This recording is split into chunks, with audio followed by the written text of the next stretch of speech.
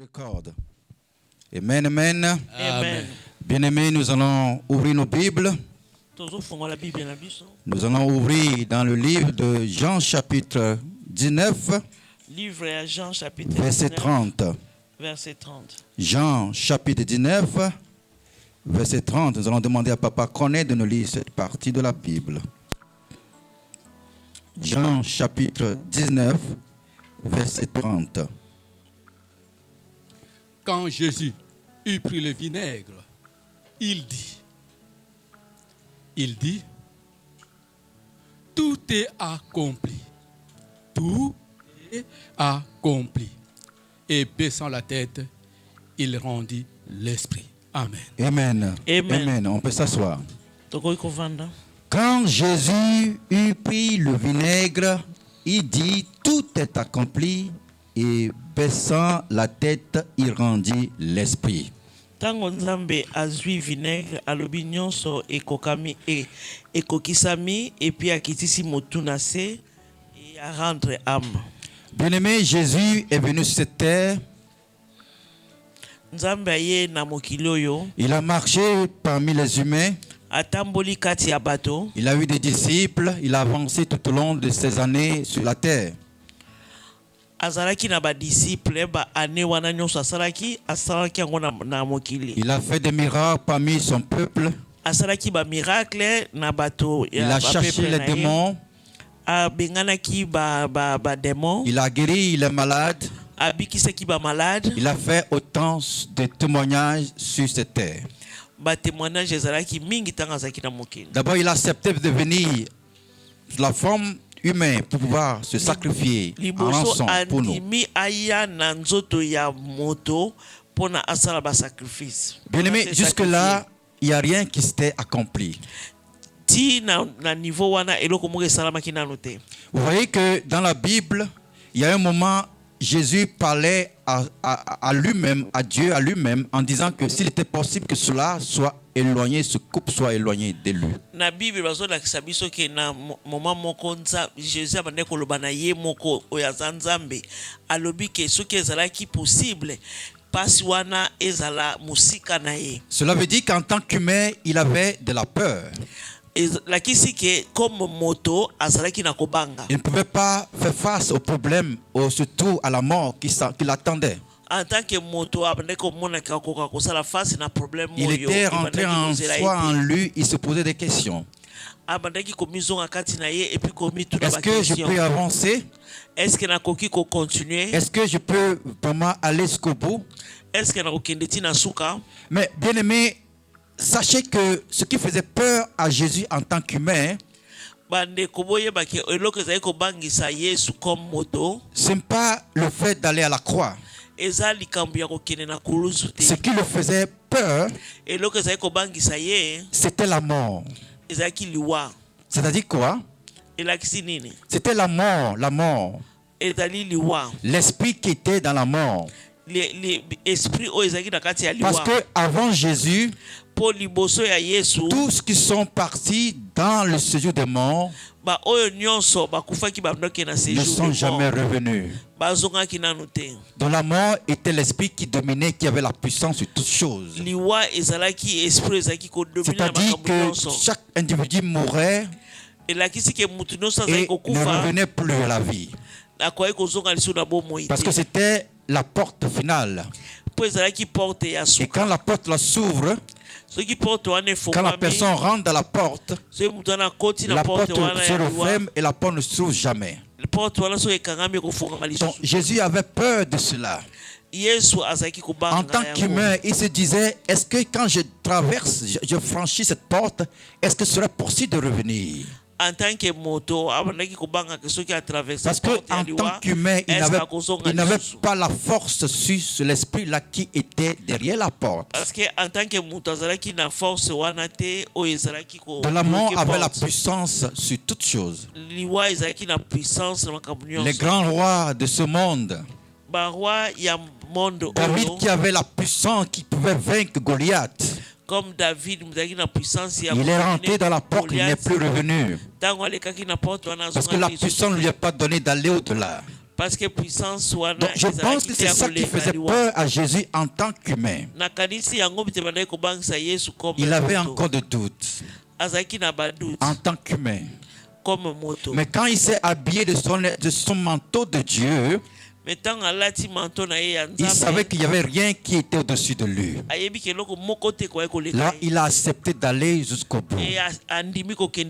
C'est pour cela qu'à la croix, quand il a bu le vinaigre, c'était le dernier souffle qu'il devait rendre. Et quand il a rendu le souffle, il a dit que tout était accompli. Il avait tout accompli. Pour toi et moi, c'était accompli. Il est allé. Il a accepté tout. Il a accepté de traverser cette porte. Et en tant que Dieu, il savait qu'il avait la force de revenir. Là, l'ennemi pensait qu'il avait encore le dessus sur toutes choses. Parce que l'ennemi était en train de tenter Dieu. Il pensait que le fait qu'il voulait le trône au ciel, il n'a pas pu, il devait l'avoir sur la terre. Pour lui, en clouant Jésus à la croix, pour lui, en clouant Jésus à la croix, il suffit que Jésus rende l'âme pour qu'il puisse aller combattre encore Jésus dans le séjour des morts. Pour lui, c'est comme c'était le dernier combat. C'est comme il avait essayé au ciel, il n'a pas reçu. Donc, il pensait qu'en essayant de nouveau sur la terre, il allait dominer.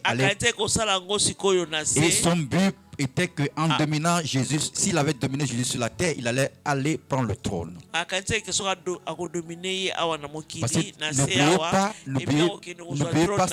n'oubliez pas que c'est Dieu qui était là, qui était descendu.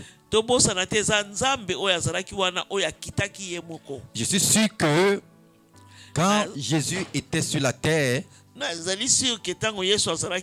diable riait en soi parce qu'il pensait que comme il acceptait quitter son trône, venir sur la terre comme chair, il allait maintenant le vaincre. Mais il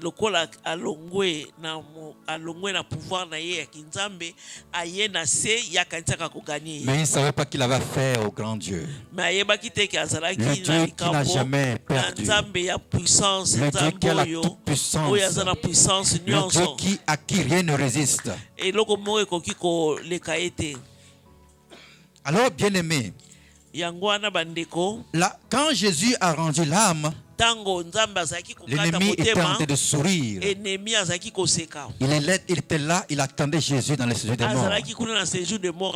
Il attendait qu'on ramasse Jésus comme tout humain, qu'on ait enterré comme tout humain. Mais Jésus avait promis que le troisième jour, il allait ressusciter. Mais pour le diable, ce n'était pas possible. Parce qu'il se disait que le roi David était décédé. Les grands prophètes étaient décédés. Ils ne sont jamais revenus. Donc Jésus fera la même chose. Mais la Bible dit que quoi? La Bible dit qu'il était enterré. Mais au troisième jour, il s'est ressuscité.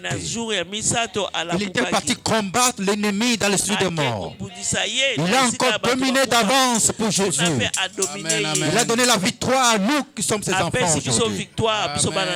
Donc la victoire de Jésus a commencé à la croix. Le fait qu'il a dit tout est accompli, il parlait en tant que Dieu. Parce qu'il savait qu'il avait déjà vaincu. Mais l'ennemi n'avait pas compris cela. Il avait encore l'espoir. Il pensait que non, laissez enterrer le corps. Je vais m'accaparer du corps. Mais la victoire a été donnée dès sur la croix. C'est pour cela qu'il a dit que tout est accompli. Bien-aimé, notre Dieu n'est pas un Dieu un Dieu humain. Il est un Dieu qui est esprit. Donc il est esprit et il combat dans l'esprit. C'est pour cela qu'il nous a demandé qu'en tant que ses enfants, nous devons vivre en esprit. C'est pourquoi des fois, quand nous traversons cette situation, on doit rentrer en esprit pour combattre le problème.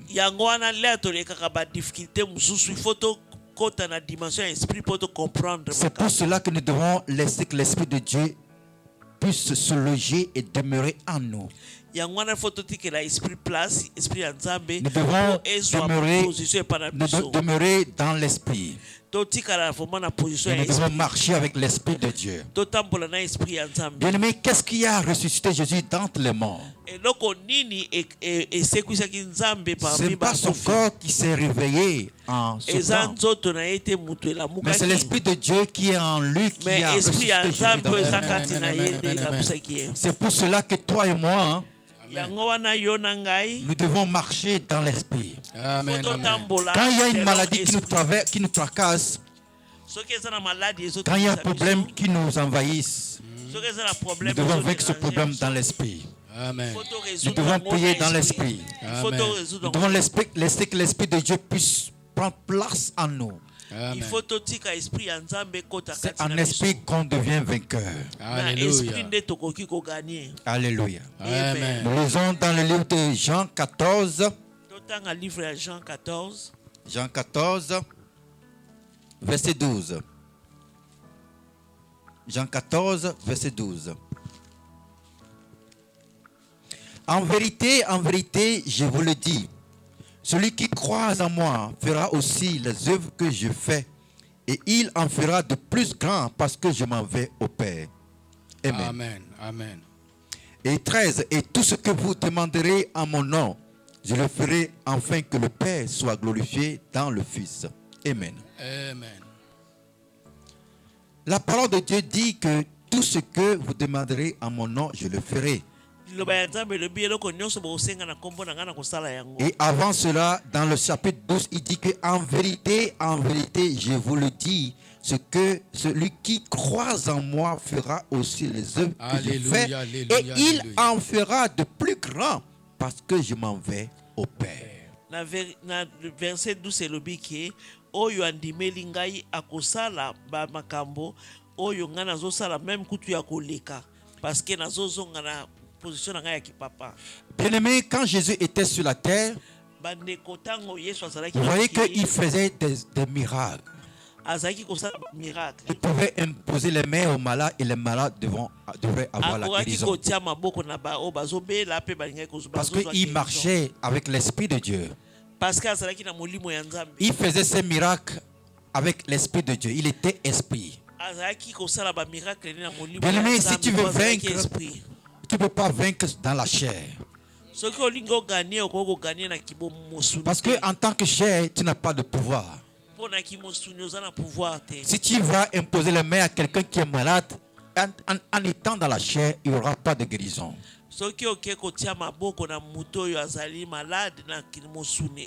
Mais si tu imposes les mains à la personne qui est malade en esprit, en invoquant, en demeurant en esprit, la guérison va s'opérer.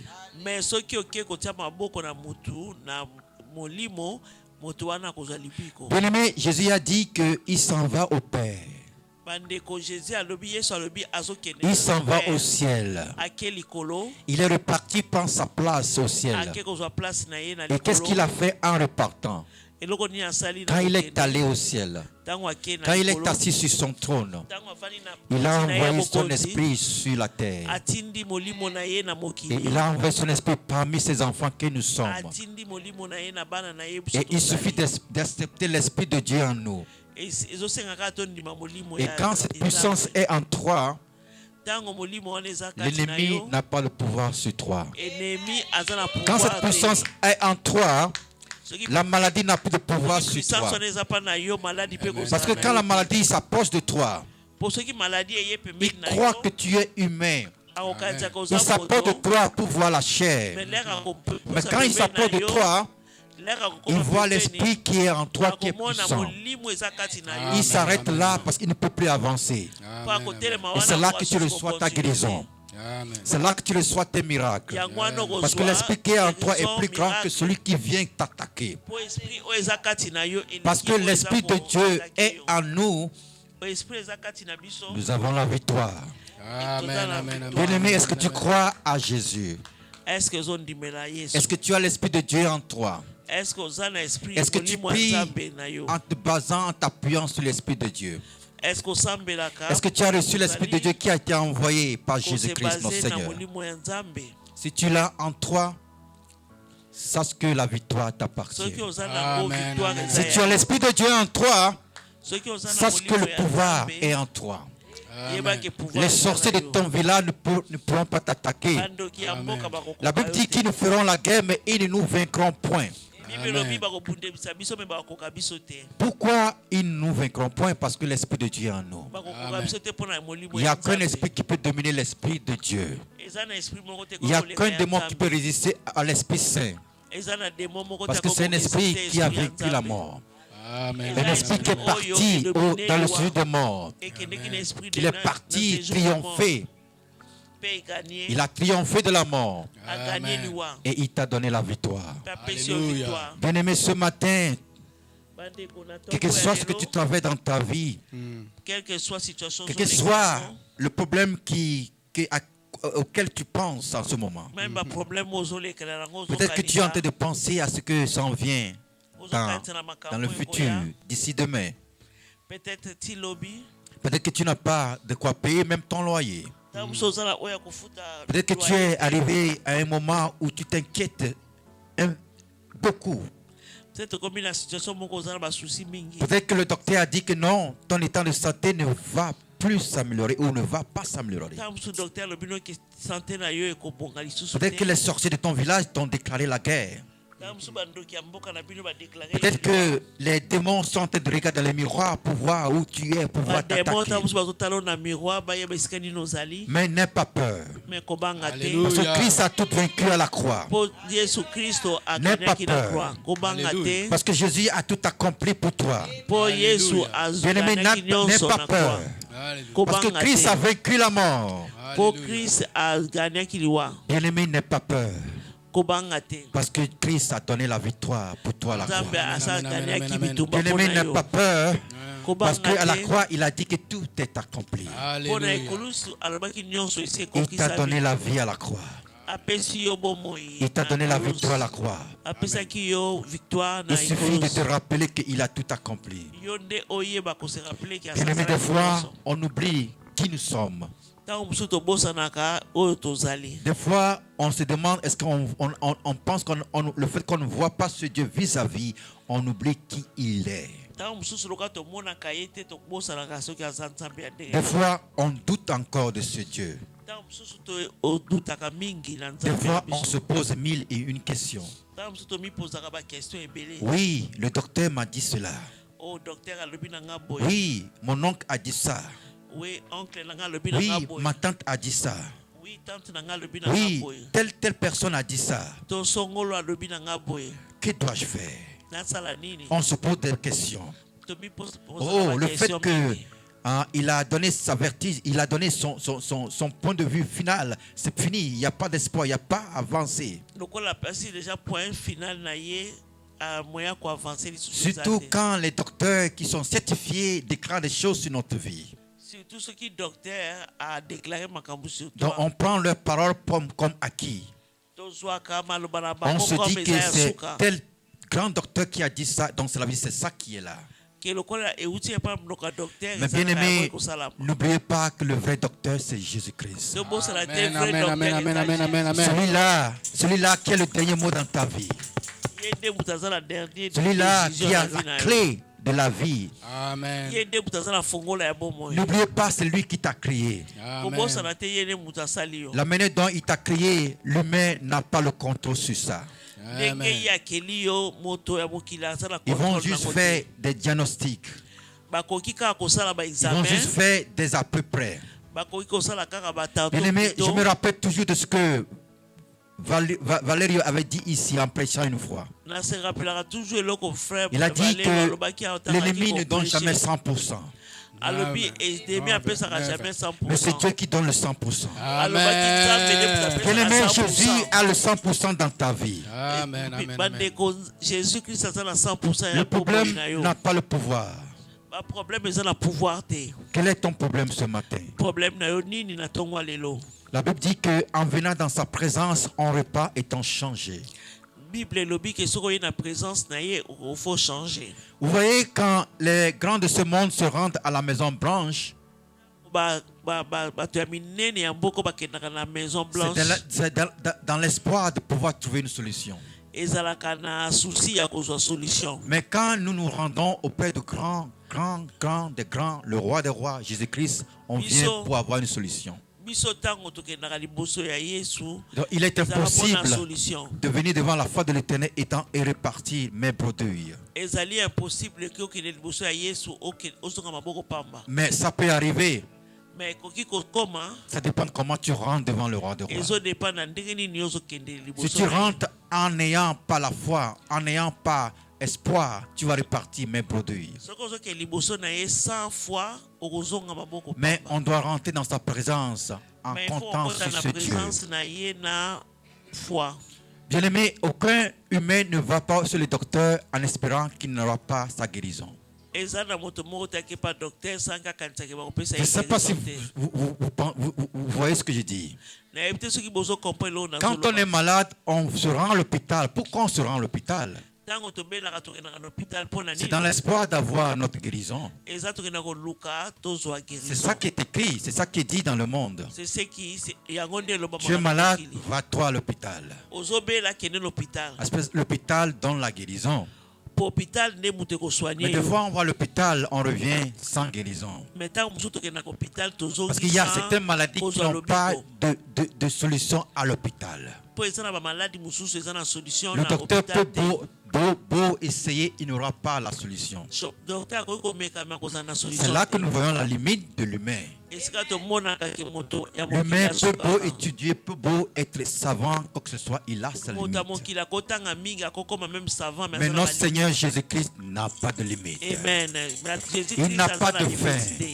Il n'y a pas un problème qui n'a pas de solution devant l'Éternel. Si ça tarde, continue de persévérer. Si ça tarde, continue de prier. Dieu a son temps. Quand le temps de Dieu sonne, la solution t'est donnée. Je crois seulement à Jésus. Je pense que tu as beaucoup prié. Tu as longtemps duré dans ce problème. Et des fois, tu ne sais plus comment avancer. Des fois, tu te poses des questions. Est-ce que ça vaut la peine de venir aujourd'hui à l'église encore? Je suis même fatigué de faire des pas. Mais laisse-moi te dire que ne sois pas fatigué. Continue de croiser l'Éternel. Continue de te confier à l'Éternel.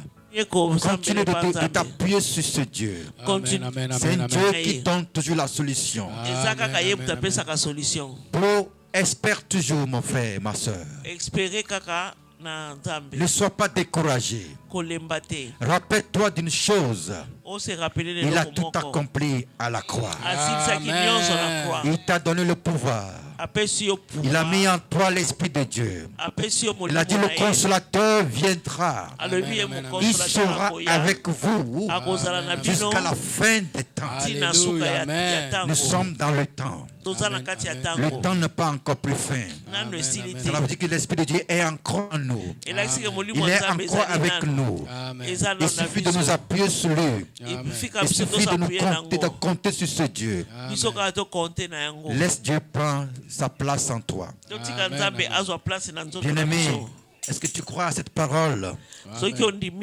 Lève-toi et commence par prier. Commence par prier ce matin. Commence pas à confier ton problème à l'Éternel. Dis Seigneur, prends contrôle. Dis Seigneur, je sais que tu as tout accompli pour moi à la croix. Dis Seigneur, me voici encore nouveau devant toi. Dis Seigneur, voici mon problème devant toi. Dis Seigneur, agis dans ma vie ce matin. Dis Seigneur, triomphe dans ma vie. Dis Seigneur, donne-moi la guérison. Je t'en supplie, agis. Que l'Esprit de Dieu prend la première place dans ma vie ce matin. Papa, nous te salutons.